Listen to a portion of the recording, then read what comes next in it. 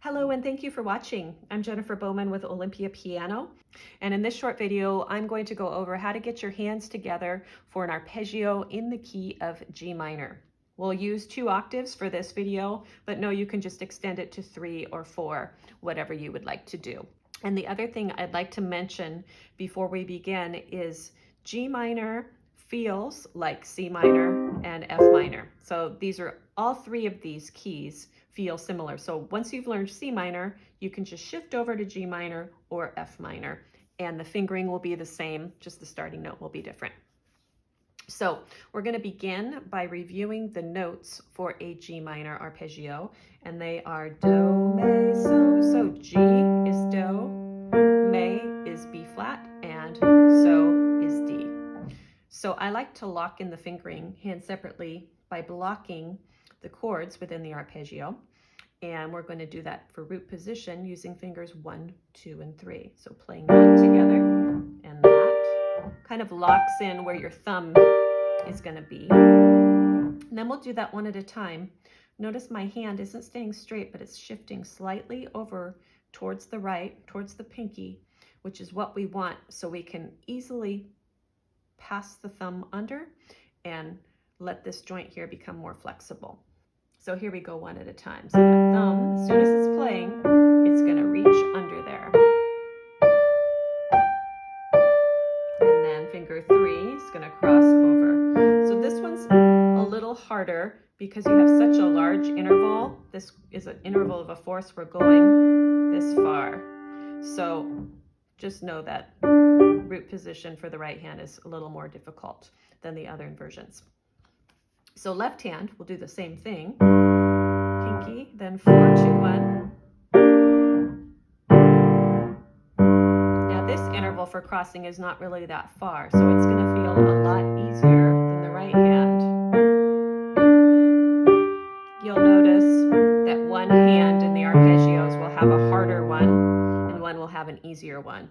So in this root position, the right hand is harder, left hand is easier. We're going to get set, angle a little bit towards the pinkies, both hands, so we'll have these U shapes right here, and whichever hand starts with the thumb is the one that's crossing under first. And let's remember that this G minor one is a long stretch for that thumb.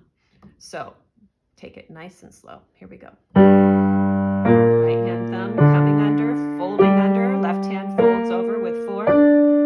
Now the left hand's going to go first.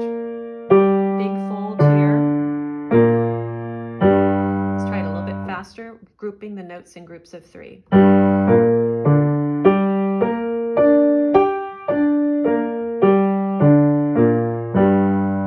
You may have noticed in this arpeggio, because I have that black key, I'm lifting up slightly to give a little bit more room for that thumb to come underneath, which is totally okay when you have an arpeggio with black keys in it. So now let's go to first inversion. So we've got Do, Me, So. So now we're going to put the Do on top. So now we'll have Me, So, Do, B flat, D, G. And you have 2 options for your fingering here in the right hand. So I will demonstrate both of them. It really just depends on how it feels in your hand and how big your hand is. So option 1 is finger 3 on the black. So block it. And then one at a time. So we'll start with a cross under right away, not really too far because we've got the height on that black key.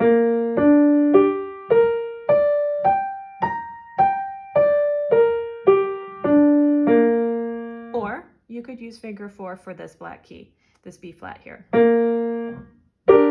This might feel more comfortable for your hand. A little bit smaller distance between finger 4 and the thumb for the cross under. Fold over.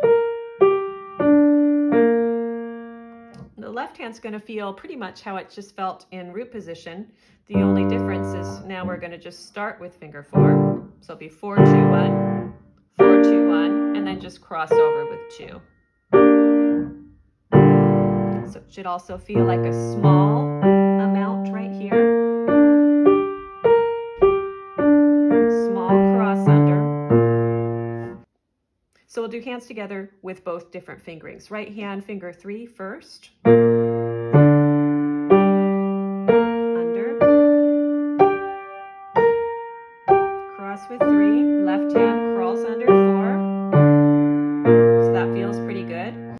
So now let's try it with finger 4. The benefit is both fingers will be playing finger 4 on the black, so you don't have to think about it as much.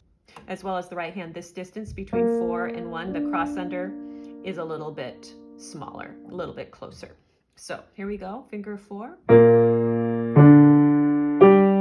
with 4. And then just 2 at the top. Right hand cross, left hand. And then finally, second inversion, fingering options for the right hand. You're going to have 2 of them. You can have 1, 2, 3. If you have a larger hand, that might feel more comfortable.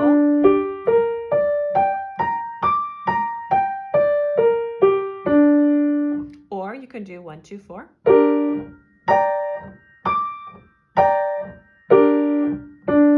Again, a smaller distance between 4 and 1 for those crossovers. Left hand is going to be 5, 3, 2, 1 though.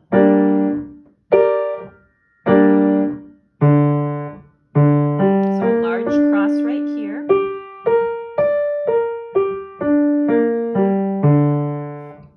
So let's do hands together. First we'll do finger 3. One of the benefits to using finger 3 in both hands is you don't have to think about the fingering both hands 1, 2, 3, 5, 3, 2.